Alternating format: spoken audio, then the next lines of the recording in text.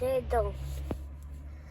Tu sais, maman, le début de l'histoire, il commence ici. C'est vrai? Et c'est une discussion entre Antoine et son papa. Papa, tu me racontes une histoire? D'accord, et une histoire et puis dodo. Attention, pas n'importe quelle histoire, je veux une histoire vraie. N'as-tu jamais entendu parler de Madame Dujabot? Dujabot, je connais pas.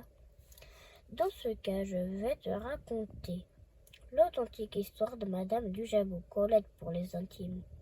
Je t'écoute, les poules auront les dents. Colette est une poule de ville et comme toutes les poules de ville, elle vit dans un immeuble. Chaque matin, Colette se réveille avec le chant du coq.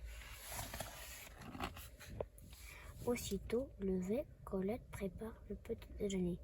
4 grains de maïs, un maigre ver de terre qu'elle avale à la hâte, sans oublier sa dose de gravier pour durcir la coquille de ses œufs. Elle fonce ensuite dans la salle de bain pour une toilette succincte dans un bol d'eau froide, puis se brosse les dents et se précipite dehors pour...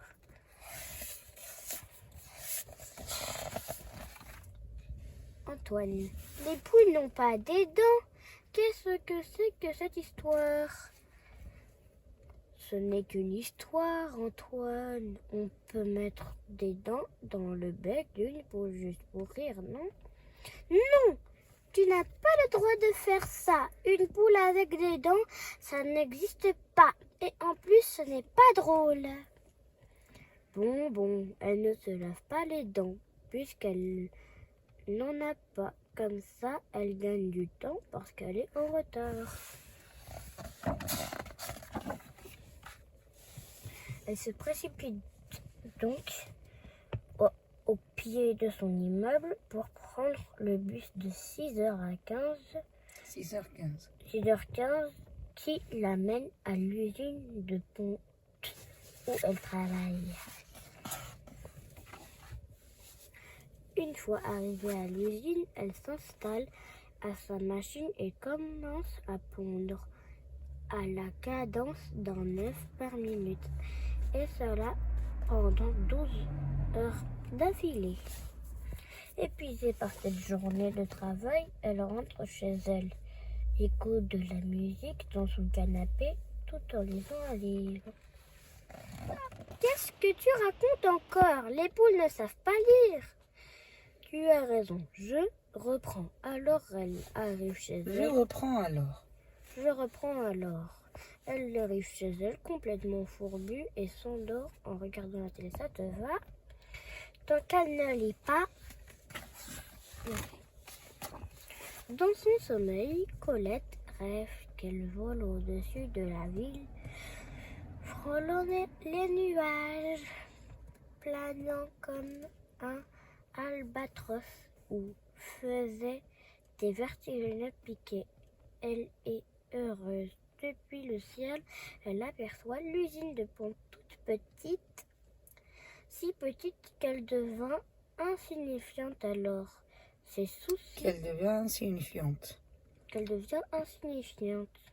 Alors, ses soucis s'envolent eux aussi. Cocorico!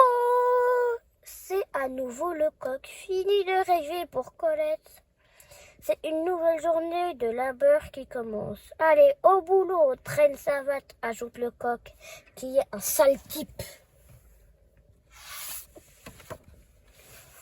La voilà installée sur sa machine, mais elle ne pond aucun œuf. Elle a beau se concentrer, se forcer, rien. Arrive alors en hurlant le contre-maître coq. Vous dormez ou quoi, agent 1314? Vous n'avez rien pondu depuis votre arrivée à l'usine. Désolé, je ne sais pas ce qui m'arrive. Ne vous inquiétez pas, tout va bientôt rentrer dans l'ordre. balbue Colette. Balbou, balbu, Balbule, balbu. balbutie Colette. Il y a intérêt 1314. Je vous ai à l'œil, braille le contre-mécoque en s'en allant. Le lendemain, Colette ne va pas mieux. Aucun œuf. 0. Le contre-mécoque vient chercher Colette, convoquée par le directeur.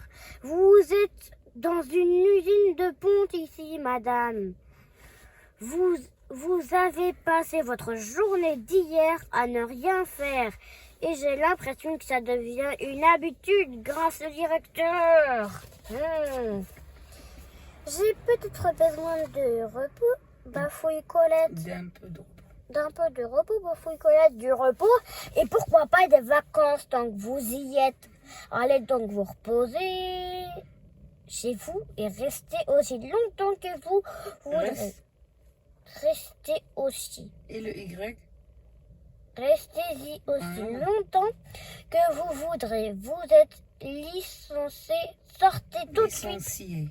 Licencié. Sortez tout de suite de mon usine. Je vais vous en faire voir, moi, du repos. Feignante.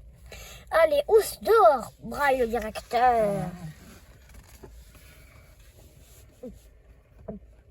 Voilà la pauvre Colette au chômage. Comment va-t-elle payer le loyer et acheter à manger maintenant qu'elle ne gagne plus d'argent? Et surtout, il y a cette loi qui oblige les poules qui ne pondent plus à se présenter à l'usine Nugget. C'est un endroit affreux dont les poules ressortent transformées en petits morceaux grillés et panés. Alors Colette se cache, évite de rentrer chez elle car les chiens de garde de l'usine Nugget connaissent son adresse. Colette erre dans les rues de la ville, affamée et grelottante. Elle entre dans un supermarché et choisit 2 boîtes de vers de terre en conserve qu'elle dissimule sous ses ailes. Sans payer, elle sort du magasin. Mais les vigiles du supermarché l'ont repérée. À la pourchasse en aboyant « Voleuse! À la voleuse !» Colette s'enfuit en courant de toutes ses forces. Les vigiles gagnent du terrain. Ils vont l'attraper. Il se passe alors quelque chose d'incroyable. Colette lâche les boîtes de conserve et elle s'envole. Wow, c'est bien. Comme dans ses rêves, elle vole au-dessus de la ville. Papa, les poules ne volent pas. Effectivement. Donc, elles ne volent pas. Elles courent. Elles courent le plus vite qu'elles peuvent. Les vigiles sont toujours à cette trousse. Elle entre alors dans un immeuble, monte jusqu'au dernier étage, puis sur la terrasse. Dans la panique, pour échapper à ses poursuivants, elle se jette dans le vide. Colette bat des ailes de toutes ses forces pour ralentir sa chute. Tant et si bien qu'elle parvient à se poser très loin, en dehors de la ville. Bravo, très bel atterrissage! Et quel style! S'écrie un goéland. Non, loin de là où allez-vous comme ça? Je ne sais pas. Non, loin de là. Point. Non, loin de là où allez-vous comme ça? Très bien. Je ne sais pas. Et vous? Répond Colette. Direction la mer. Je suis contrainte de m'y rendre à pieds nus.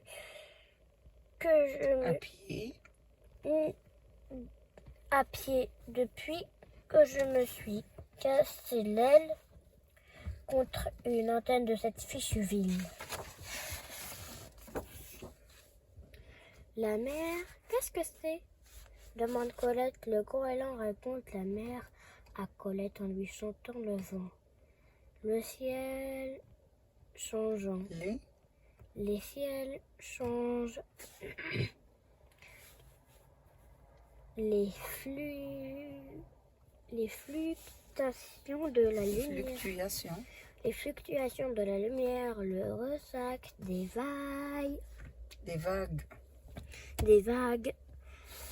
Les flamboiements du coucher de soleil, la rugosité des rochers, la douceur du sable des plages, l'odeur du goémon, si bien qu'à la fin, Colette, enthousiasmée, s'exclame « Moi aussi, je vais aller à la mer !» Après un long voyage, les deux volatiles arrivent enfin à destination. Émerveillée, Colette découvre la mer immense. Le goéland s'élance joyeusement vers l'océan. « Viens, on va se baigner !» Transportée de joie, Colette prend son élan. Mais non, elle ne peut pas se baigner. Et pourquoi donc? Elle n'a pas de maillot de bain. Ah ben flûte! Alors, je n'avais pas pensé à ça. Où peut-elle se procurer un maillot de bain maintenant? Je ne sais pas. C'est toi qui racontes. Tu te débrouilles. Bon, ça suffit maintenant. J'ai décidé de me baigner et cette fois-ci, vous ne m'en empêcherez pas, surtout pour une bête histoire de maillot de bain. Un maillot de bain. Voyons. Maintenant, l'histoire est terminée. C'est l'heure de faire dodo et vous me laissez nager tranquille, hein? Allez, bonne nuit. Bonne nuit, j'ai dit!